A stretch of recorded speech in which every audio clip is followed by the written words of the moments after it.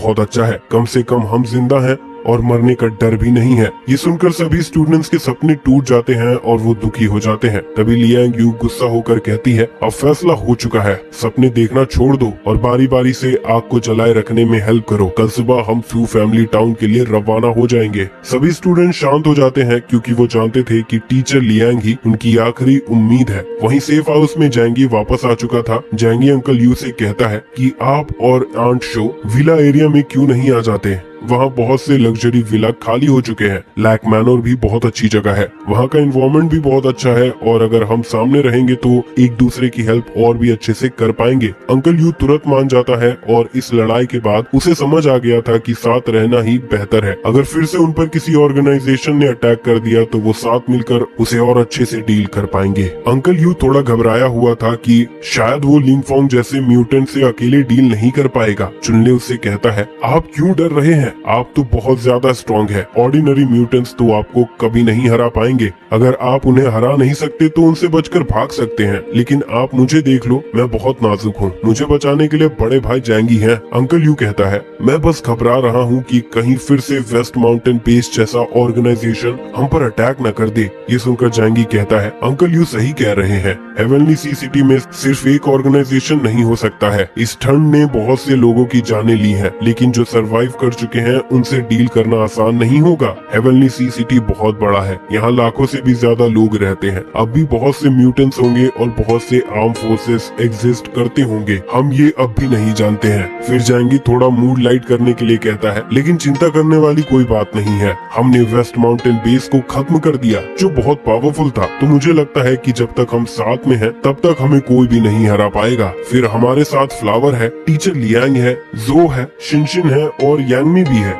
ये हमारी support team है। फिर अंकल यू कहता है, सही कहा, मैं समझ गया, मैं जाने के लिए सारी पैकिंग कर लेता हूँ। घर पहुँचने के बाद यांगमी और जो जैंगी को घेर लेती है और चेक करने लगती है कि कहीं उसे चोट ना लगी हो। लू कैरन अपनी जगह पर ही खड़ी थी। जैंगी उसे देखता है और तुरंत उसे गले लगा लेता है क्योंकि वो बहुत खुश था कि वेस्ट माउंटेन बेस को वो लू कैरन की वजह से ही खत्म कर पाया। कैरन बहुत शर्मा जाती है और कहती है, मैं तो बस अपना काम कर रही थी, बाकी सब कुछ तुमने किया। फिर जैंगी उसके गाल को पिंच करते हुए कहता है, तुम अपने काम को कम मत समझो, तुमने बहुत अच्छा काम किया था। कैरन अब और शर्माने लगती है और वो जैंगी को देख भी नहीं पा रही थी। वहीं शिनशिन उन्हें देख रही थी और उसे काफी जलन हो रही थी। जैंगी फिर उसे गले लगा लेता है कि वेस्ट माउंटेन बेस को हराने में तुम सबसे बड़ी हीरो हो। तुम्हारे पावरफुल हैकिंग स्किल के बिना मिसाइल के कोऑर्डिनेट्स को चेंज कर पाना नामुमकिन होता। अगर हम वो नहीं कर पाते तो हम बेस में कभी एंटर नहीं कर पाते और कभी अंदर बॉम्ब्स प्लांट नहीं कर पाते। फिर जैंगी सभी से वापस जाने की बात करता है और सभी मान जाते हैं। सेफ हाउस भले ही अच्छा था, लेकिन वो विला जितना बड़ा नहीं था। विला में 5 फ्लोर्स थे और रहने के लिए सब कुछ था।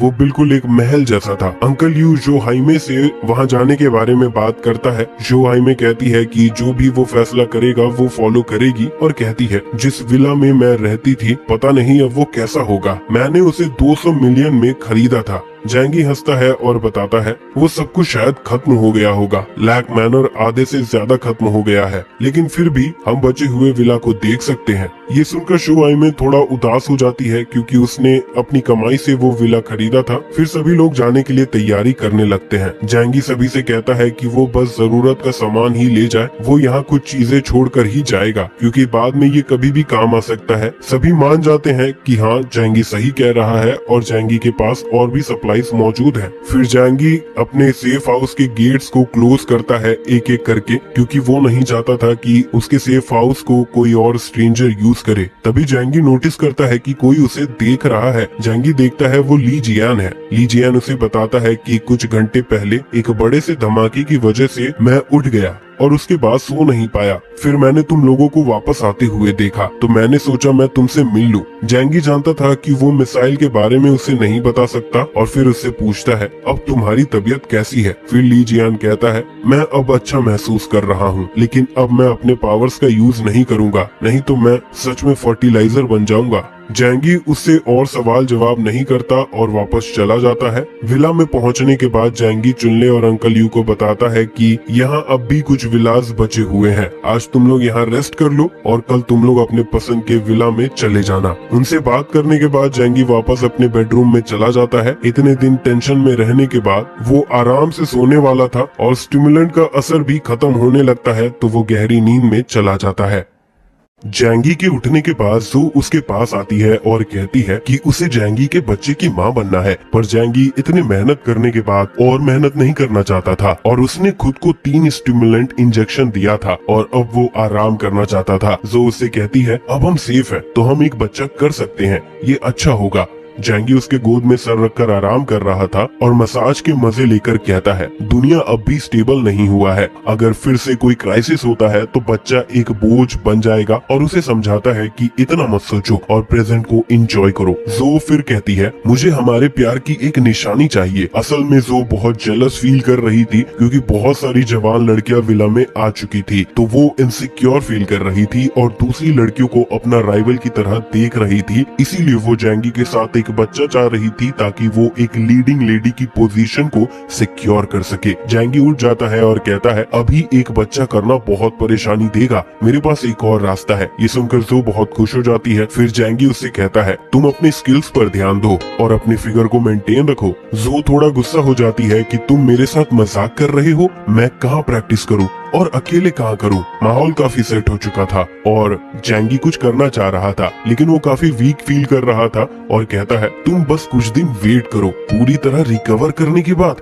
मैं तुम्हें दिखाता हूँ। इस पर जो कहती है ठीक है, मैं भी नहीं डरती हूँ। तभी दरवाजे के बाहर अंकल यू आ चुका था और सोचता है कि ये लोग कितने हंसते खेलते हैं। अंकल यू थोड़ा खांसता है और बताता है कि जैंगी लियांग यू तुमसे यहाँ मिलने के लिए आई है, वो तुमसे कुछ बात करना चाहती है। तीनों में सिर्फ अंकल यू ही थे जिसे स्टिमुलेंट का आफ्टर इफेक्ट नहीं हुआ था क्योंकि इसका बॉडी उसे ड्रग से भी हील कर देता था। फिर जैंगी कहता है उसे अंदर आने दो, मुझे भी उससे बात करनी है। जैंगी उससे बात करने के लिए जाता है, तभी यांगमी उसके हेल्प के लिए आ जाती है, पर जैंगी उसे मना करता है कि मैं इतना वीक नहीं हूँ, जाओ मेरे लिए गर्म पानी लेके आओ। जैंगी फिर लियांग यू को बैठने के लिए कहता है। जैंगी देखता है कि लियांग यू ने दूसरे कपड़े पहने हुए हैं और उससे पूछता है तुमने वेस्ट माउंटेन बेस वाले यूनिफॉर्म को क्यों नहीं पहना है? वो यूनिफॉर्म बुलेट प्रूफ है और उसमें टेम्परेचर रेगुलेशन फीचर भी है, तो ऐसे ठंड में वो यूनिफॉर्म बहुत यूजफुल है। इस पर लियांग यू बताती है कि टेम्परेचर वाला फीचर यूज करने के लिए इलेक्ट्रिसिटी चाहिए होता है और अब वेस्ट माउंटेन बेस रहा नहीं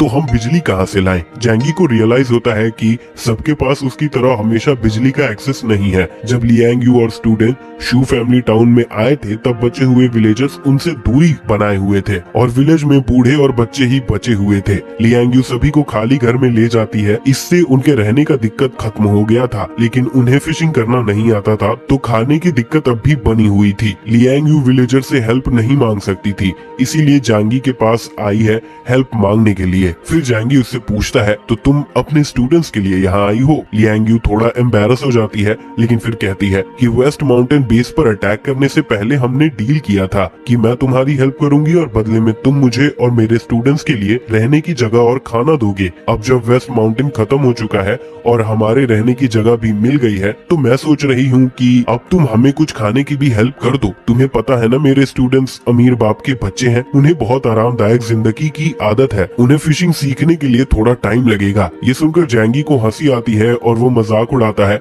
लगता है बेस में उन्होंने कम एक्सरसाइज की थी और प्रोटीन शेक भी कम पिया था। लियांग यू कहती है जो भी हो, तुमने प्रॉमिस किया था हमें सेटल करने के लिए थोड़ा टाइम दो, मैं तुम्हें ज्यादा परेशान नहीं करूंगी। इस पर जैंगी कहता है चिंता मत करो, मैं अपना प्रॉमिस पूरा करूंगा। इतना कहकर वो अपने डायमेंशन से थोड़ा खाना निकालता है और लियांग यू से कहता है ये तुम्हारे और तुम्हारे स्टूडेंट्स के लिए 2 हफ्ते के लिए काफी होगा। लियांग यू बहुत खुश हो जाती है और कहती है थैंक यू जैंगी, तुम बहुत अच्छे हो। जैंगी उसे एक बड़ा सा बैग भी देता है जिसमें लियांग यू सारा खाना रखने लगती है। तभी जैंगी उससे पूछता है एक औरत के लिए इतने सारे बच्चों की देखभाल करना मुश्किल होता है? ये सुनकर लियांग यू चौंक जाती है और सोच में पड़ जाती है। जब से डिजास्टर शुरू हुआ था लियांग यू ने अपने स्टूडेंट्स का बहुत अच्छे से ख्याल रखा था, उन्हें प्रोटेक्ट किया था, लेकिन किसी को भी फर्क नहीं पड़ता है और वो लोग सिर्फ अपने बारे में सोचते हैं। लियांग यू अपने 20s में है। उसने मार्शल आर्ट्स की ट्रेनिंग काफी यंग एज से करना शुरू कर दिया था, इसीलिए वो एक स्ट्रॉन्ग पर्सनैलिटी की थी, लेकिन कभी कभी उसे भी थोड़ा सपोर्ट चाहिए होता है। वो रोने लगती है और जैंगी को देखते हुए कहती है, तुम्हारा बहुत बहुत शुक्रिया, मैं ये हमेशा याद रखूंगी। मेरे पास कोई और रास्ता नहीं है। अगर मैं उन स्टूडेंट्स का ख्याल नहीं रखूंगी तो वो सर्वाइव नहीं कर पाएंगे। लियांग यू खड़ी हो जाती है और कंटिन्यू करती है, मैं बस उन्हें प्रोटेक्ट करना चाहती हूँ क्योंकि मैं उनकी टीचर हूँ, नहीं तो मैं अपने आप को कभी माफ नहीं कर पाऊंगी। जैंगी लियांग यू के पॉइंट को समझ रहा था कि वो स्टूडेंट्स को प्रोटेक्ट करना चाहती है क्योंकि वो अपने टीचर होने की जिम्मेदारी को निभाना चाहती है। लियांग यू को उसके लिए बहुत रिस्पेक्ट मिलना चाहिए। फिर जैंगी को एक आइडिया आता है कि अगर वो इन स्टूडेंट्स के साथ लियांग यू को डील करने में हेल्प करे तो उसका साइकोलॉजिकल बर्डन कम हो जाएगा। एजर स्काई एकेडमी में स्टूडेंट शिनशिन और कैरन को परेशान करते थे, तब से ही जैंगी उन्हें नापसंद करने लगा था। जैंगी को उनका जिंदा रहना एक वेस्ट लग रहा था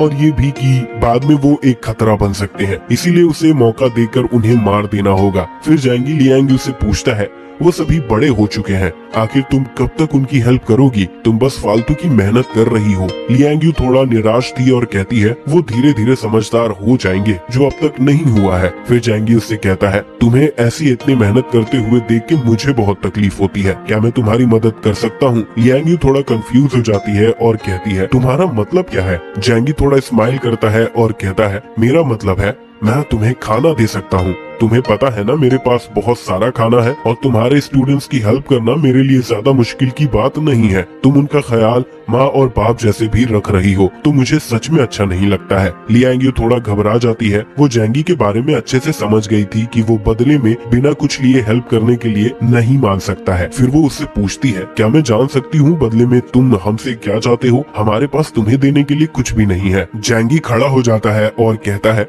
इसके बदले में तुम्हें कुछ कीमती ही देना होगा। लियांग यू रिलैक्स हो जाती है कि जैंगी ऐसा ही है और पूछती है, तुम्हारे कंडीशंस क्या है? जब तक ये मेरे स्टूडेंट्स को बचा सकते हैं, मैं कुछ भी करने के लिए तैयार हूँ। जैंगी हंसता है और कहता है, मुझे तुम चाहिए? ये सुनकर लियांग यू बहुत हैरान हो जाती है और शर्मा भी जाती है। फिर वो खड़ी होकर कहती है, नहीं, बिल्कुल भी नहीं, मैं अपना शरीर नहीं बेचने वाली हूँ। जैंगी थोड़ा अनजान बनने की कोशिश करता है और कहता है, ये तुम क्या सोच रही हो? मैं तुम्हें मेरी पर्सनल टीचर बनने का ऑफर दे रहा था ताकि तुम मुझे मार्शल आर्ट सिखा सको। आखिर तुम क्या सोच रही थी? जैंगी उसे टीज करने लगता है। लियांग यू थोड़ा एम्बैरस हो जाती है और सोचती है कि उसने जैंगी को गलत समझ लिया और फिर उससे माफी मांगती है। मैंने तुम्हें गलत समझ लिया, प्लीज मुझे माफ कर दो। फिर जैंगी कहता है, आखिर तुम मुझे कैसा इंसान समझ रही हो? तुम्हें लगता है मैं ऐसा घटिया इंसान हूँ? फिर वो मुड़कर कहता है, ठीक है, अब जब तुम ये नहीं करना चाहती हो तो मैं तुम्हें फोर्स नहीं करूंगा। आखिर में उन स्टूडेंट्स के जीने मरने से मुझे कोई लेना देना नहीं है।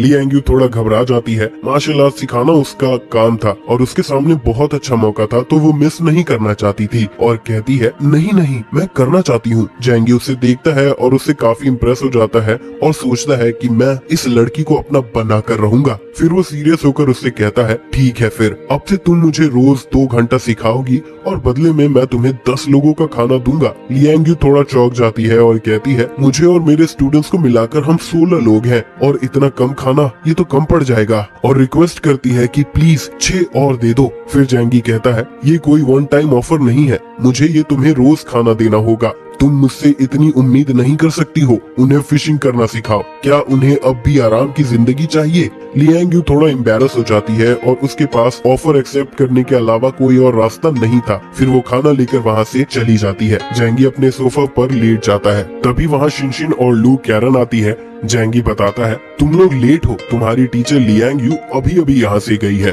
फिर शिनशिन बताती है, हम उनके जाने के बाद ही यहाँ आए हैं और हमने तुम्हारी बातें भी सुन ली है। अगर हम पहले आते तो तुम्हारा डील खराब हो जाता। फिर वो कहती है, जैंगी, क्या तुम टीचर लियांग को भी फंसा रहे हो? जैंगी जो पानी पी रहा था वो उसके मुंह से निकल जाता है और कहता है, ये तुम क्या सोच रही हो? तभी लू कैरन कहती है, हमें सब समझ में आता है, तुम्हारे पास पहले से 2 लड़कियां हैं, लेकिन तुम फिर भी टीचर लियांग के पीछे पड़े हुए हो। इससे लू कैरन भी थोड़ा जेलस फील कर रही थी। जैंगी शांत रहने की कोशिश करता है, लेकिन उसका फेस साथ नहीं दे रहा था। लियांग यू काफी अट्रैक्टिव है और स्किलफुल भी है, इसीलिए वो एक बहुत अच्छी एसेट भी है। फिर शिनशिन कहती है, टीचर लियांग बहुत पावरफुल है, लेकिन उनके पास दिमाग ज्यादा नहीं है और उनके आगे बहुत से मर्द पिघल जाते हैं। जैंगी देखता है कि शिनशिन कुछ भी एनालाइज करने में काफी रैशनल रहती है और बताता है कि मैं लियांग यू को अपना बनाना चाहता हूँ, लेकिन प्यार का खेल नहीं खेलना चाहता हूँ। फिर वो उन्हें बताता है कि अब जब तुम्हें सब समझ आ गया है तो मैं कुछ भी नहीं छुपाऊंगा। लियांग यू का कॉम्बैट एबिलिटी मेरे लिए बहुत वैल्यूएबल है, इसीलिए मैं उसे हमारे टीम में रिक्रूट